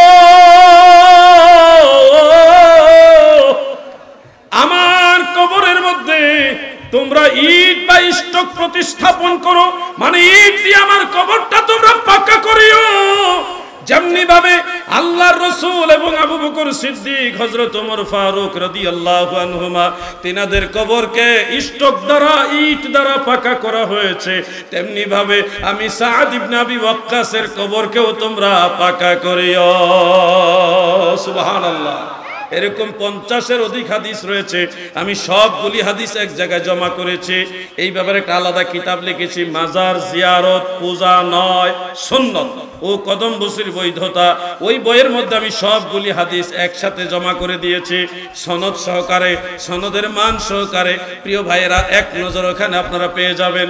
এই সব হাদিস, এক ধরনের হাদিসে বলা হয়েছে কবর পাকা করা যাবে না, আরেক ধরনের হাদিসে আমরা পেলাম নবীজি সাল্লাল্লাহু সাল্লাল্লাহু আলাইহি ওয়াসাল্লাম এবং সাহাবায়ে কেরাম মাজার পাকা করেছেন, কবর পাকা করেছেন। একটা হলো না, আরেকটা হলো হা। এই দুই ধরনের হাদিসের সমাধান দিয়েছে পূর্ব যুগের মুহাদ্দিস ফকিহগণ। যেমন হাসিয়াতুত তাহতাবি আলা মারাকিল ফালাহ, সেই কিতাবের মধ্যে হাদিসটা এইভাবে উল্লেখ রয়েছে, এবং ফতোয়ায়ে শামীর মধ্যে 12টা রয়েছে, তৃতীয় খণ্ডের মধ্যে ফতোয়ায়ে শামী। এই 12টা আপনারা দুররুল মুখতারের মধ্যেও সামান্য আলফাজের ব্যবধানে পাবেন। সেখানে কবর পাকা সম্পর্কে ইবনে আবিদিন জাইনুদ্দিন শামী রহমাতুল্লাহ আলাইহি তিনি লিখতেছেন, ইজা কানাতিল মাইয়িতু, যদি মৃত ব্যক্তি হয়, কি হয়? মাশায়েখ ওয়াল উলামা ওয়াস সাদাত, যদি বড় কোনো বুজুর্গ শায়েখ মাশায়েখ হয়, অথবা হক্কানি রব্বানি বড় কোনো আলেম হয়, ওয়াস সাদাত, অথবা আওলাদে রাসূল যদি কেউ হয়, সৈয়দ বংশের কেউ যদি হয়, এই 3 শ্রেণীর মানুষ যদি মারা যায়, হানাফি মাযহাবের রায় হলো লা ইউকরা, তাদের কবর পাকা করাতে কোনো দোষ নাই। সুবহানাল্লাহ। এই 3 শ্রেণীর মানুষের কবর পাকা করা জায়েজ। মাশায়েখ, উলামা, সাদাত, 3 শ্রেণীর মানুষের কবর পাকা করা জায়েজ। এবং এই ফতোয়ার সাথে ফুকাহায়ে কেরাম লিখেছেন ওয়া হুয়াল মুখতার, এটাই নির্ভরযোগ্য কথা। ওয়া হুয়াল মুখতার, এটা হলো নির্ভরযোগ্য কথা, গ্রহণযোগ্য কথা। এটা রায় হয়ে গেছে, ফয়সালা হয়ে গেছে। অতএব কওমি আলেম বলেন আর আলিয়া মাদ্রাসার আলেম বলেন, কেউ যদি নিজেদেরকে হানাফি দাবি করে আর বলে কবর পাকা জায়েজ নাই, ধরে নেবেন এই লোক ঠিকমতো ফতোয়া শামী পড়ে নাই। সে আলিয়া মাদ্রাসার আলেম হোক আর কওমি মাদ্রাসার আলেম হোক, সে যদি বলে আমি হানাফি মাযহাব মানি কিন্তু কবর পাকা করা জায়েজ নাই, তাইলে ধরে নেবেন এই লোক ঠিকমতো পড়ালেখা করে নাই, তার মাযহাব সম্পর্কে তার জ্ঞান নাই, আইডিয়া নাই। থাকবো কেমনে? সব টুকলি চলে, চুগলি বুঝেননি? নকল। বাংলা বই পড়া পরীক্ষা দেয়, মেইন কিতাবের আবারত দিলে মাথার থেকে পায়ের তলা পর্যন্ত ঘাইমা যায়, পড়তে পারে না। আন্তর্জাতিক ক্ষতি সম্পন্ন বিশিষ্ট ইসলামী চিন্তাবিদ আছে না নাই? এদের কারণে হলো ইসলামে এত ফিতনা। যেটা বুঝে না হেডা লইও ঠেলা মারে, যেটা বুঝে এটা তো ঠেলে, ওই যেটা বুঝে না হেডা লইও ঠেলে। এই জন্য এদেরকে আমি নাম দিছি উলুদুন বুলুদুন। উলুদুন বুলুদুন মানে বলদের বহু বছর এলো বুলুদ। বুঝলেও ঠেলে, না বুঝলেও ঠেলে। কেন এরকম করবেন? আপনি তো মুজতাহিদ না। আপনি দেখেন এই মাসআলায় আপনার ইমাম যারা, মুজতাহিদ যারা, ফকিহ যারা, তারা কি রায় দিয়ে গেছেন, ওটা ফলো না করে নিজেই ইমাম সাজছে, এইখানে গিয়ে ফিতনা বাজে। প্রিয় ভাই আমার, একটা কথা আমি রেফারেন্সের বাইরে বলিনি। আপনারা যদি কোনো ব্যাপারে এই দলিল আদিল্লা খুঁজে পাওয়ার ব্যাপারে সহযোগিতা প্রয়োজন মনে করেন, ইনশাআল্লাহ আমি আপনাকে সহযোগিতা করব। কিন্তু আমার অনুরোধ, নিজের বানানো পথে না চলে আহলে সুন্নাত ওয়াল জামাত নবীর পথ, ওই পথে চলেন। আমরা সবাই মিলে নবীর পথে চলতে চাই কিনা বলেন? সবাই বলেন চাই কিনা? সুন্নি মুসলমান হরে সাবধান, ওহাবি খারিজির দলে লুটিল ঈমান, ওহাবি খারিজির দলে লুটিল ঈমান। সতর্ক থাকতে হবে, নাইলে কিন্তু আপনারাই ক্ষতিগ্রস্ত হবে। আল্লাহ পাকের উপর ভরসা করে বলতেছি, ডাইরেক্ট শয়তান আসলো ইনশাআল্লাহ আমার সুন্নিয়ত থেকে সরাইতে পারবে। আলাউদ্দিন জিহাদি মারাত্মক চিজ। দলিল লাগবে না, বিনা দলিল আমি সুন্নি। আমার দলিল লাগবে না তো, আমি সুন্নি। আগের ইমামরা যেদিকে আমিও সেদিকে। আপনি দলিল দিয়ে আমার ঘুরাইলে বেরোবে, দলিলের দিকে আমি যাব না। আমি সলফে সালিহিনকে অনুসরণ করি, যেটা জানি না সেটা জানার চেষ্টা করব। কিন্তু আপনার হুটহাট কথায় আমি আহলে সুন্নাত ওয়াল জামাত ছেড়ে দিব। প্রিয় ভাইয়ের আমার, আপনারা কি কবর মাজার পাকা করা এই বিষয়টা কি বুঝতে পারছেন সবাই? এরপরও যদি কেউ মনে করেন যে হুজুর আমরা এটা বুঝিনি, আমার এই জিনিসটা বুঝে আসেনি, আপনারা প্রশ্ন করবেন, কাগজে লিখে প্রশ্ন করবেন। কিন্তু আমি চাই আপনারা পরিপূর্ণভাবে বিষয়টা ক্লিয়ার হোক, আপনাদের ভিতর থেকে পরিপূর্ণভাবে খটকা যা আছে এগুলি দূর হোক। আমরা যারা ওলি আল্লাহ পন্থী, আমরা মাজার পন্থী যারা, আমরা সবাই সুন্নি। আমরা কি সুন্নি? যারা মাজার ভেঙে ফেলতে চায় তাদের দলের আবিষ্কার হয়েছে আজ থেকে 97 বছর আগে। কোন দল আছে যারা মাজার ভাঙতে চায়, কোন দল আছে আজ থেকে 136 বছর আগে আবিষ্কার হয়েছে। এর আগে এই দলের অস্তিত্ব ছিল না। কোন কোন দল আছে, মানে ওয়াহাবি যত দল আছে সব ওয়াহাবি দল আজ থেকে 150 বছর আগে ছিল না। আপনারা বলেন 150 বছর আগেও মাজার ছিল কিনা? জোরে বলেন। তো যারা যখন মাজার ছিল তখন তো এই ওয়াহাবিরা ছিল না, এরা আবিষ্কার হয়েছে এই দিন। আর 750 বছর আগে বাবা শাহজালালের মাজার, কথা ঠিক কিনা বলেন? 700 বছর আগের থেকে এই ভারতবর্ষে বাংলাদেশে অসংখ্য ওলি কেরামের মাজার আছে। তো হে দিনের বেড়া ভাতের কন্ন 2 দিনের বেড়া যে রোহিঙ্গারা বাংলাদেশে এসে কয় বাংলাদেশ আমরা, আর বাঙালি যা আছে সব ভাগো। রোহিঙ্গারা এসে কি কয়? বাঙালি সব ভাগো, বাংলাদেশ আমরা। বিষয়টা এরকম হয়ে গেছে।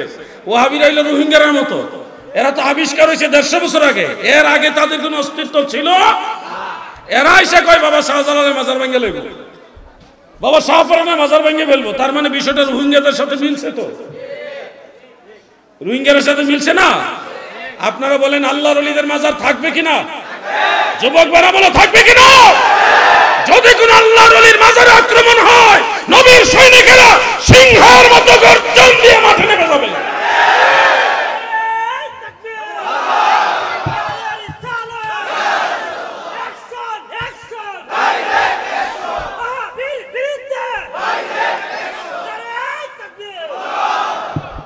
আমি ইরাকে ছিলাম যখন হযরত শাহপরান ইয়ামানি রহমতুল্লাহ আলাইহির দরবার আক্রমণ হয়েছে। যদি বাংলাদেশে থাকতাম একলা একলা হইলো ঢাকা থেকে রওনা দিতাম আর বলতাম, হে নবীর সৈনিকেরা, বাবা শাহজালালের সৈনিকেরা, আলাউদ্দিন জিহাদি নবীর পক্ষে, শাহজালাল শাহপরানের পক্ষে ওখানে যাচ্ছে, তোমরা আসো, কারা যাবে? লং মার্চ করে হযরত শাহজালাল শাহপরানের মাজারে গিয়ে হাজির হয়ে যেতাম। আমি আজকে আপনাদের বলে রাখছি, যেখানে মাজার আক্রমণ হবে, যদি দলিল আদিল্লা লাগে পরিবেশ করে আমরা দলিল দিয়ে বুঝাই দিব ইনশাআল্লাহ। আর যদি বুখারী শরীফের পাশাপাশি বাকারি শরীফ লাগে, সেটাও শাহজালালের সৈনিকেরা দিতে প্রস্তুত আছে। আছে কিনা বলো? আমাদের কাছে বুখারী শরীফ আছে, বাকারি শরীফ আছে।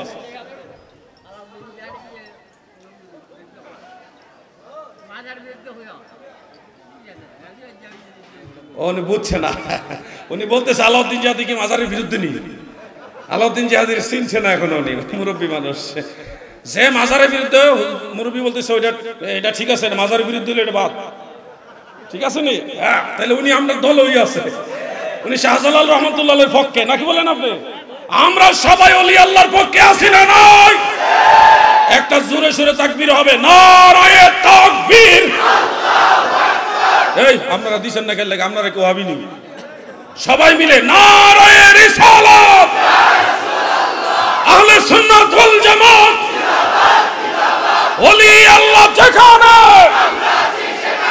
শাহজালালের তলোয়ার। বাস, শরীরটা গরম হয়েছে নি? গরমটা রাখতে হইব, ইমানি গরমটা সবসময় রাখতে হইব। আল্লাহর ওলিদের মাজারের উপর আক্রমণ সহ্য করা হবে। যাদের হাত থেকে একটা ইন্তেকাল প্রাপ্ত মৃত ব্যক্তির কবর নিরাপদ না, তাদের কাছে আপনারা নিরাপদ?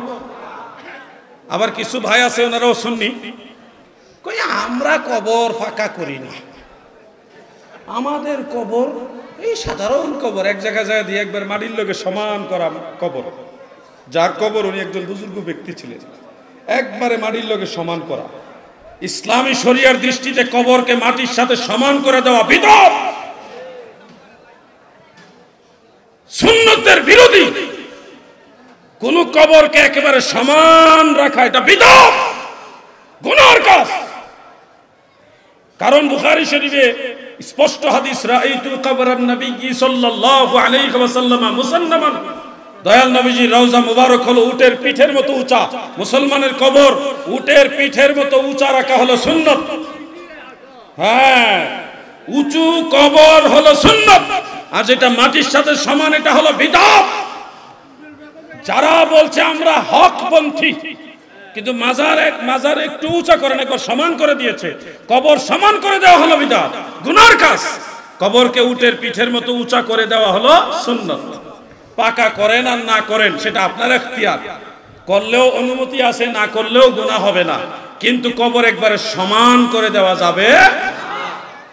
প্রিয় ভাই আমার, বন্ধুরা আমার, মাজার নিয়ে একটু আলোচনা করার জন্য আমাকে বলা হয়েছে, এজন্য কিছুটা আলোচনা করলাম। মাজার এই জিনিসটা সম্পর্কে আমাদের আইডিয়া নিতে হবে।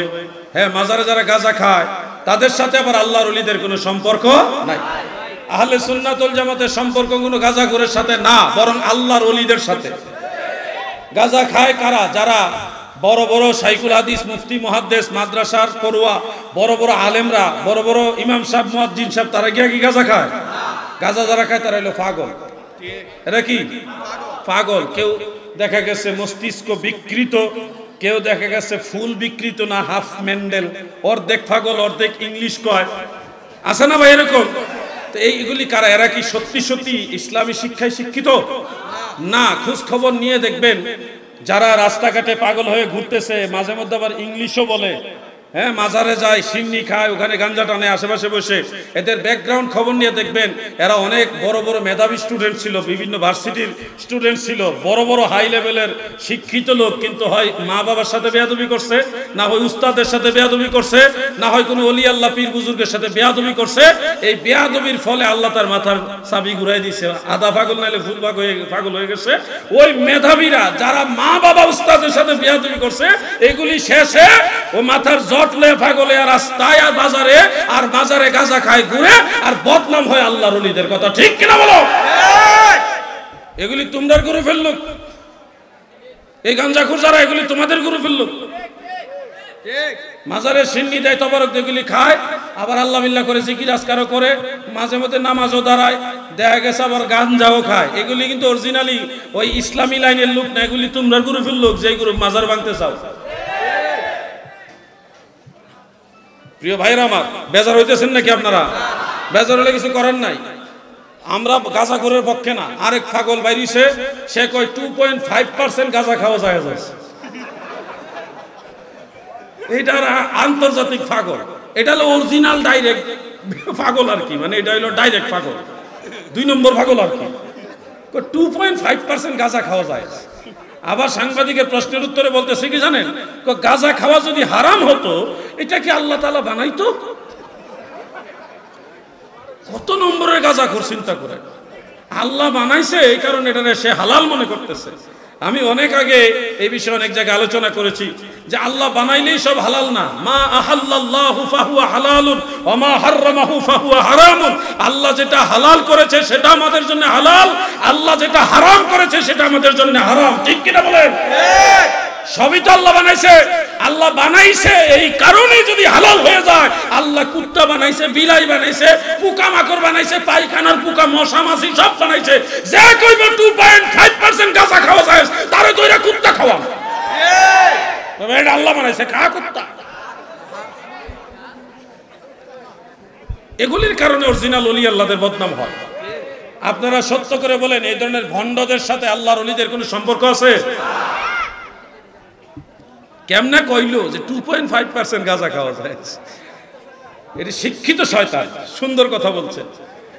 প্রিয় ভাইরা আমার, আমি স্পষ্ট ভাষী মানুষ, আমি ভণ্ডামিকে সাপোর্ট করি না, আবার সুন্নিয়তের নামে সেমি ওয়াহাবিও সমর্থন করি না। আমি একবার ডাইরেক্ট সুন্নি, কোনো বেজাল সুন্নি না, একেবারে ক্লিয়ার ডাইরেক্ট সুন্নি, নির্বেজাল সুন্নি। আমি যেরকম একবারে ডাইরেক্ট অ্যাকশন। এই পর্যন্ত আমি কোনো পরিচয় দেখে সুন্নিয়ত ছেড়ে না। আমি বহু জায়গা ছেড়ে দিছি একমাত্র আকীদার জন্য। আকীদার জন্য বহু জায়গা ছেড়ে দিয়েছি। আমার ঈমান আগে। আমি যদি নিজেই ঈমানের পথে না থাকতে পারি, আমারে কেউ বাঁচাইতে পারবে না। ঈমান লইয়া মরলে আল্লাহর ওলিরা আমাদের সুপারিশ করবে। আমার লাইন ঠিক থাকতে হবে। সেই লাইনের নাম আহলে সুন্নাত ওয়াল জামাত। আমরা সেই সুন্নি জামাতে থাকতে চাই কি না?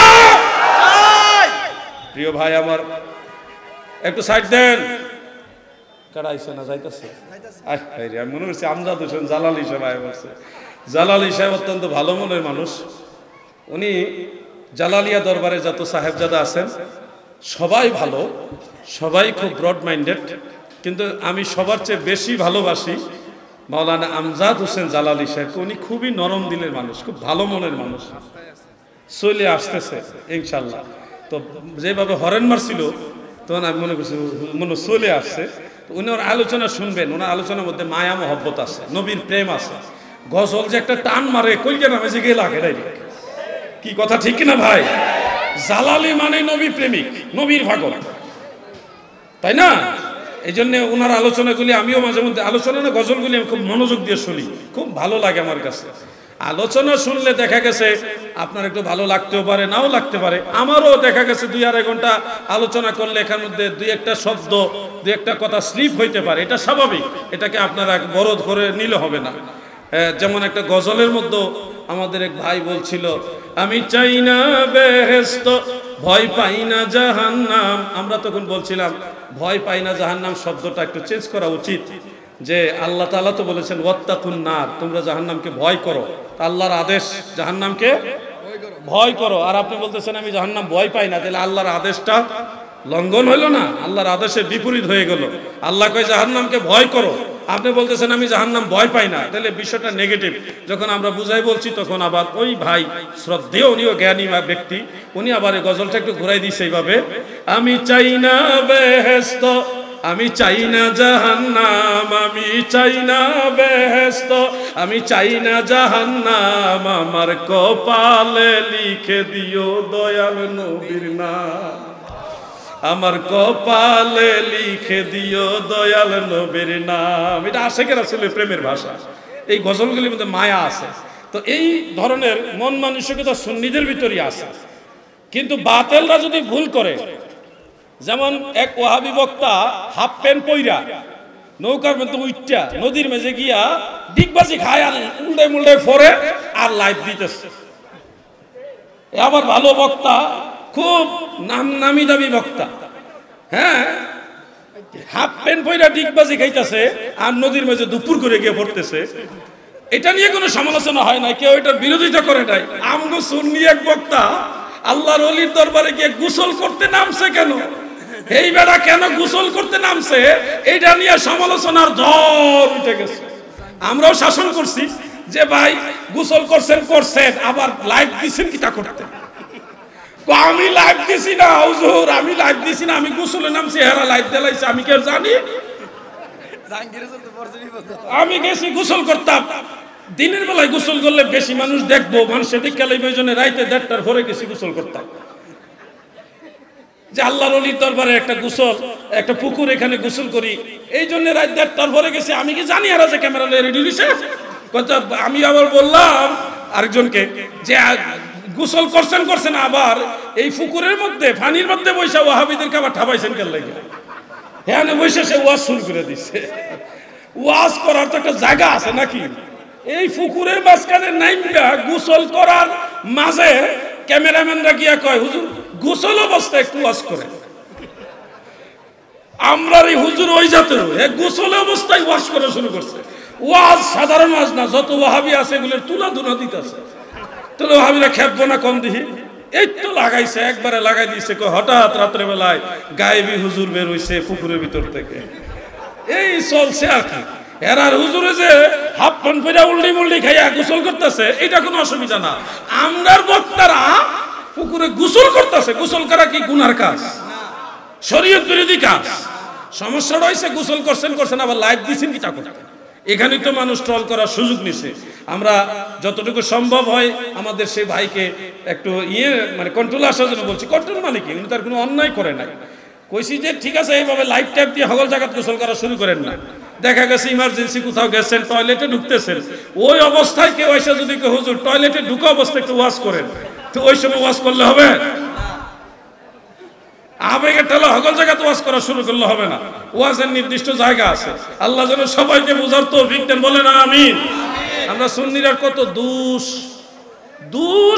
আরে দোষ, তারপরও দেখেন উনি কিন্তু এমন কোনো কাজ করে নাই যেটা শরীয়ত বিরোধী। এরপর আমাদের সুন্নি আকাবিরা তাদেরকে ধমক দিছে। তারা বলছে আর ভুল হবে না। উনি বলছে যে এটা এইভাবে হবে না। আমাদের মধ্যে কিন্তু মান্যগণ্যতা আছে, একজন আরেকজনের প্রতি যে সম্মান, এটা কিন্তু আছে। অনেক সময় আমারও কোনো ভুল হইলে আমাকে বলে দিলে আমিও সেটা সম্মান করি। ভুল হবেই, ভুল এটা আমাদের একটা মানুষের অস্তিত্বের সাথে জড়িত। ভুল হবে আবার সংশোধন করে নিবে, এটা মুমিনের কাজ। ভুল হলে সংশোধন করে নিতে হবে। কিন্তু ভাই আমার, এই ভুল সুন্নিরা সামান্য ভুল হইলেও কয় ভুল, না হইলেও কয় ভুল। মানে ভুল মানে কি, বসেন বৈশা যান, এইটা নিয়ে ট্রল হয়েছে।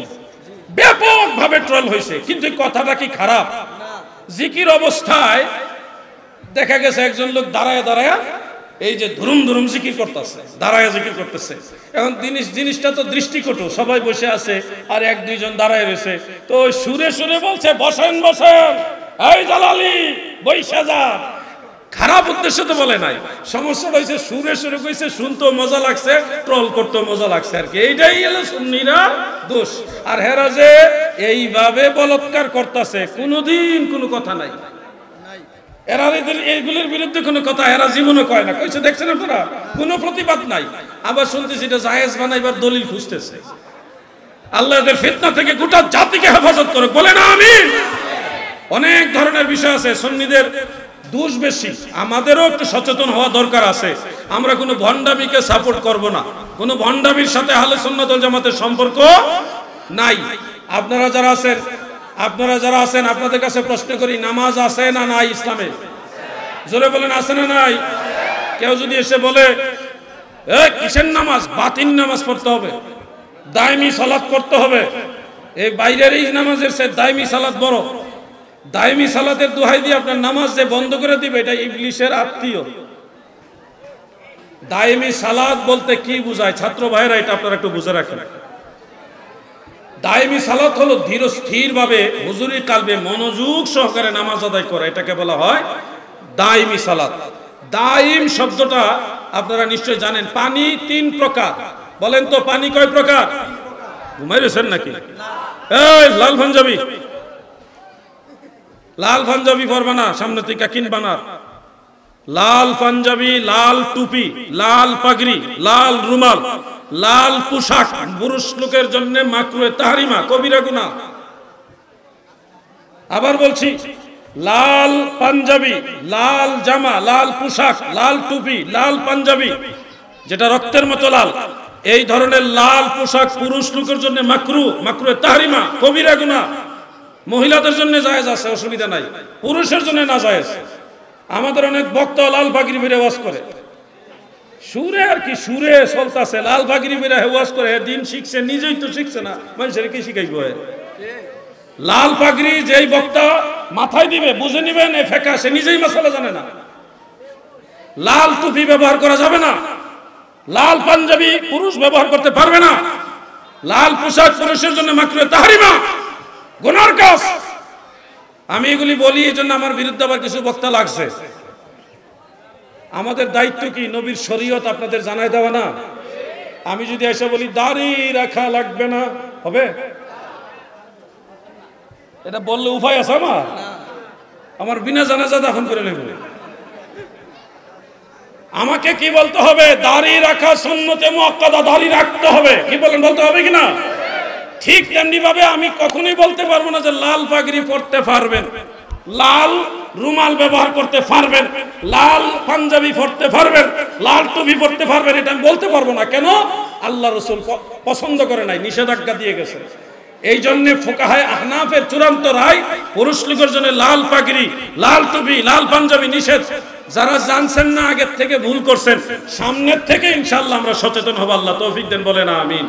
জোরে বলেন। ওয়াজ কি বিরুদ্ধে যাইতেছে? যাইতেও পারে, বলা তো যায় না। গেল আমরা সংশোধন হব। আমরাও তো এক সময় ভুল করছি, অনেক বিষয় জানতাম না, পরে জানছি, পরে সংশোধন হয়ে গেছে। এটাই কিন্তু প্রত্যেকটা মুমিনের কাজ। আল্লাহ আমাদেরকে আমল করার তৌফিক দেন, বলেন আমিন। আল্লাহুম্মা সাল্লি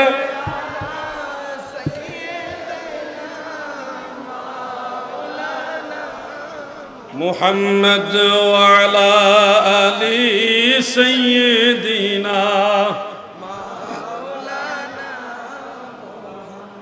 মহব্বতের আওয়াজ হবে, ভলিউম একটু বাড়বে। মাইকের না, মাইকের ভলিউম ঠিক আছে। মাইকওয়ালা কোন দিকে?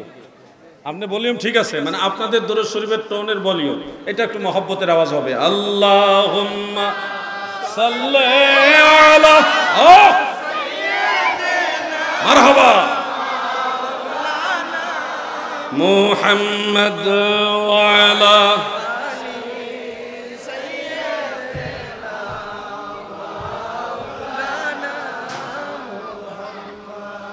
আপনাদেরকে এই ব্যাপারে সচেতন হতে হবে।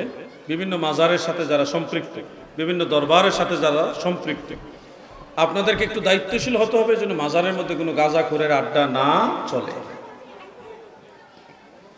কোনো মাজার ওয়ালা যিনি আল্লাহর ওলি, তার দোষ তো আর দেখাইতে পারে না। দোষ দেখায় কি? এই মাজারে গাঁজা খায়। সিলেট শাহফরান রহমতুল্লাহ আলাইহির মাজারে ঘটনাটা ঘটছে কি জানেন? গাঁজাখুরের একটা উসিলা দিয়ে তারা ঢুইকা মাজারের যে দান বাক্স কি না যায়। প্রিয় ভাইয়েরা খেয়াল করবেন, কেউ যদি কোনো মাজারে এই নিয়তে দেয় যে মাজারের সেই আল্লাহর ওলি আমাকে ছেলে দিবে, আমার রূপ ভালো করে দিবে, আমার বিপদ দূর করে দিবে, মাজারের সে ওলি দূর করে দিবে, আল্লাহ দূর করবে না, আল্লাহ দিবে না, দিবে মাজারের সে ওলি, এই নিয়তে কেউ যদি মাজারে দান করেন, মাজারে মান্নত করেন, তাহলে এটা হারাম হবে, কবিরা গুনাহ হবে, নাজায়েজ হবে, অনেক ক্ষেত্রে শিরক হবে। কিন্তু কেউ যদি এই নিয়তে মান্নত করেন, আল্লাহ আমার ছেলে মেয়ে হয় না, আপনার ওলির উসিলায় যদি আমার একটা ছেলে হয়, মাজারস্থ সে আল্লাহর ওলির উসিলায় যদি আমার রোগ বেমার ভালো হয়, মাজারস্থ সে আল্লাহর ওলির উসিলায় যদি আমার ব্যবসা বাণিজ্য ভালো হয়, বিপদ আপদ দূর হয়, ইত্যাদি ইত্যাদি, তাহলে হে আল্লাহ আপনার ওলির উসিলা আমার এই মনোবাসনা পূর্ণ হলে আপনার ওলির দরবারে আমি এই জিনিসটা মান্নত করলাম, একটা গরু দিব, একটা ছাগল দিব, এক বস্তা চাউল দিব, এইটা দিব, ওটা দিব, একটা নেক নিয়ত করলেন যে আল্লাহ আপনার ওলির দরবার দিব। দেওয়ার মালিক আল্লাহ, আল্লাহর ওলি হলো ওসিলা। আল্লাহর ওলি কি? ওসিলা। দেওয়ার মালিক কে? আল্লাহ। এই উদ্দেশ্যে যদি কোনো দরবারে মাজারে মান্নত করেন, আল্লাহর ওলিকে ওসিলা করে, তাহলে এটা 1000 কোটি বার জায়েজ।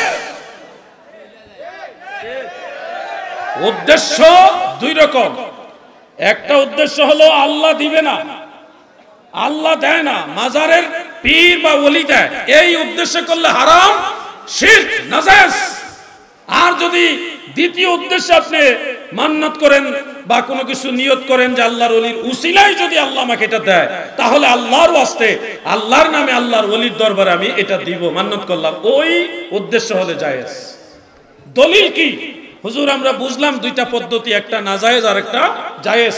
এখন জায়েজ যেটা, যে আল্লাহর ওয়াস্তে, আল্লাহর ওলির উসিলায়, আল্লাহর ওলির দরবারে কোনো কিছু প্রাপ্তির উপলক্ষে মান্নত করা, এটা যে আল্লাহর ওলির দরবারে দেওয়া জায়েজ, এটার দলিল কি? বসেন, ওয়াজের মাঝখানে উঠে গেলে ওয়াজের ফাইজ কেটে যায়, একটা লাইনে তো উঠতে হইবে ভাই, যান আইয়ুব জালালি সাহেব ওয়াজ শেষ হবে, এরপর উঠবে। আরেকজন গিয়া লই জালালি সাহেব আইছে, একটু আগাই নিয়ে আসেন, রাস্তাঘাট সিনাও তো ব্যবসা আছে, কি তা জানে কইতাম আসলাম। হ্যাঁ হ্যাঁ দেখছেন, দেখছেন উঠে যাবো না, উঠলে লাইনটা কেটে যাবো। যেটা বলছিলাম, দুইটা উদ্দেশ্য আছে, একটা হলো আল্লাহ দেয় না, আল্লাহর ওলি দেয়, মাজারের পীরে দেয়, এই উদ্দেশ্য হলে হারাম, শিরক। আরেকটা হলো আল্লাহর ওলির উসিলায় কেউ যদি আল্লাহর ওয়াস্তে, আল্লাহর নামে, আল্লাহর ওলির দরবারে কোনো কিছু দেয়, আল্লাহর ওলিকে উসিলা হিসেবে, তাহলে ওই উদ্দেশ্য হলে এটা জায়েজ এবং এটা অবশ্যই সওয়াবের কাজ। দলিল কি হুজুর? যেটা জায়েজ এটার দলিল কি? ও সিলেট হবিগঞ্জের মুমিন মুসলমানেরা শুনো, সিহাসিত্তার অন্যতম কিতাব সুনান আবি দাউদের মধ্যে বিশুদ্ধ সনদে হাদিস উল্লেখ, একজন মহিলা আমার দয়াল নবীজির দরবারে সে আমার নবীজিকে সালাম দিয়ে বলেন, ইয়া রাসূলুল্লাহ, নবী গো, আমার দুইটা মান্নত আছে, যদি আপনি অনুমতি দেন আমি সেই মান্নতগুলো পূরণ করব। আমার নবীজি জিজ্ঞাসা করলেন, তোমার মান্নতগুলি বর্ণনা করো। ওই মহিলা সাহাবিয়া বলেন, ইয়া রাসূলুল্লাহ, নবী গো, আমার প্রথম মান্নতটা হলো, মান্নত করেছিলাম যদি আপনাকে কোনোদিন সামনে পাই, আপনার সামনে আমি আনন্দিত হয়ে দফ বাজাবো, এক সাইডে পর্দা আর এক সাইডে খোলা, দফ বাজাবো, এটা আমি মান্নত করেছিলাম। আমার দয়াল নবীজি বলেছেন, আউফি বিনাজরিকি, তুমি তোমার মান্নত পূর্ণ করো। দ্বিতীয় মান্নতটি তিনি এইভাবে বললেন, ইয়া রাসূলুল্লাহ, নবী গো, দ্বিতীয় মান্নতটা হলো, অমুক জায়গায় আমি একটা পশু জবাই করে মানুষকে খাবার দেব, নির্দিষ্ট একটা জায়গার কথা নবীজি বললেন। প্রিয় নবীজি উত্তরে জিজ্ঞাসা করলেন, ওগো মা, তুমি কি এটা কোনো দেব দেবীর জন্য মান্যত করেছো কিনা? তিনি উত্তরে বললেন, না ইয়া রাসূলুল্লাহ, কোনো দেব দেবীর জন্য না। জিজ্ঞাসা করলেন, ইয়া রাসূলুল্লাহ, আমি কোনো দেব দেবীর জন্য মান্যত করি নাই, আমি আল্লাহর জন্য মান্যত করেছি, কোনো মূর্তির জন্য মান্যত করি নাই। আমার নবীজি জিজ্ঞাসা করলেন, তুমি কি কোনো মূর্তির জন্য মান্যত করেছো? ওই মহিলা উত্তরে বললেন, না ইয়া রাসূলুল্লাহ, কোনো মূর্তির জন্য না, কোনো দেবদেবীর জন্য না, আল্লাহর জন্যই, আল্লাহর নামে মান্যত করেছি। কিন্তু ওই জায়গায় আমি এই হালাল পশুটা জবাই করে মানুষকে খেতে দিব, এইভাবে মান্যত করেছি। তখন নবীজি বললেন, আউফি বিনাজরিকি, তুমি তোমার মান্যত পূর্ণ করো। এই হাদিস থেকে সরাসরি প্রমাণ হয়, কেউ যদি আল্লাহর ওয়াস্তে, আল্লাহর নামে কোন পুণ্যময় স্থানে, কোন ভালো জায়গায় কোন হালাল পশু দেওয়ার, জবাই করে মানুষকে খাওয়ানোর নিয়ত করে, মান্যত করে, তাহলে রাসূল পাকের ফয়সালা মোতাবেক সেই আল্লাহর নামে মান্যত করা, আল্লাহর ওলির দরবারে কিংবা পুণ্যময় স্থানে মান্যত করা, সেটা রাসূল পাকের ফয়সালা দ্বারা প্রমাণ হয় জায়েজ, জায়েজ, জায়েজ। আমার ফয়সালা না, স্বয়ং আল্লাহ রাসূলের ফয়সালা। এই জন্য আল্লাহর ওলির দরবারে কেউ যদি আল্লাহর নামে মান্যত করে, আল্লাহর ওয়াস্তে আল্লাহর ওলির দরবারে কেউ যদি মান্যত করে, তাহলে এটা জায়েজ। আর আল্লাহর ওলির উসিলা দিয়ে দোয়া করে, এটা আহলে সুন্নাতুল জামাতের চূড়ান্ত ফয়সালা মোতাবেক এটা মুস্তাহাব সুন্নত, মানে মুস্তাহাব পর্যায়ের সুন্নাত। সুন্নতে আম্বিয়া, সুন্নতে সাহাবা এবং সকল সালফে সালিহিন এই ব্যাপারে একমত, যে কোনো নেক বান্দাদের উসিলা ধরা জায়েজ। যে কোনো নেক বান্দাদের উসিলা ধরা কি জায়েজ। আমি মনে হয় আলোচনা শেষ করে দেওয়াটাই ভালো হবে, তাই না? আমাদের জালালী ভাইকে স্টেজে নিয়ে আসার জন্য অনুরোধ করছি, নিয়ে আসেন, কারণ আমি সিগন্যাল পাইছি, মনে হয় উনি আসলে আমি ছেড়ে দিব, অসুবিধা নেই, ওনাকে নিয়ে আসেন।